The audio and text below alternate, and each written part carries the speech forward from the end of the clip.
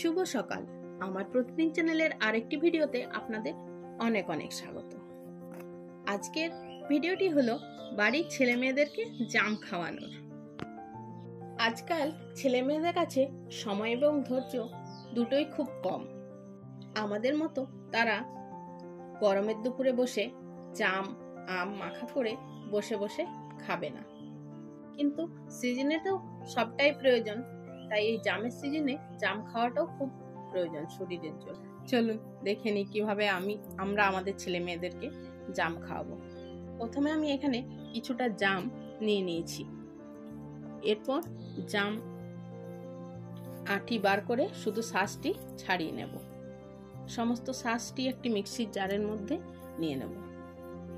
তারপর দিয়ে দিচ্ছি কিছুটা পুদিনা পাতা, কিছুটা মতো চাট মশলা, আর দিয়ে দেব বিট লবণ আর কিছুটা চিনি।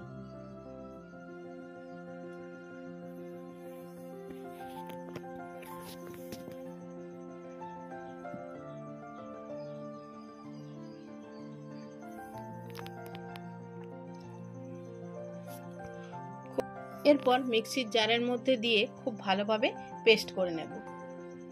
খুব ভালোভাবে পেস্ট হয়ে গেলে ঢাকনা খুলে দিয়ে দেব অল্পখানি লেবুর রস।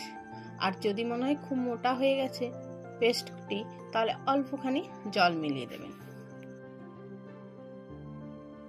এরপর মিক্সির জারের ঢাকা বন্ধ করে খুব ভালোভাবে পেস্ট করে নিতে হবে। রেডি।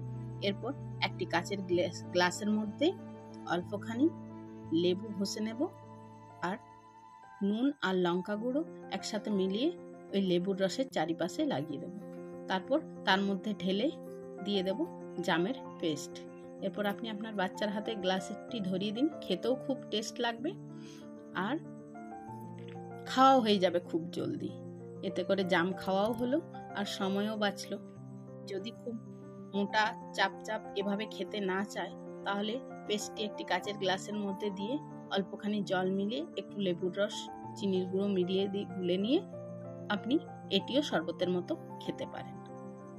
দুটি পদ্ধতিতেই জাম এভাবে খাওয়া যাবে। আজকের ভিডিওটি আপনাদের কেমন লাগলো অবশ্যই জানাবেন।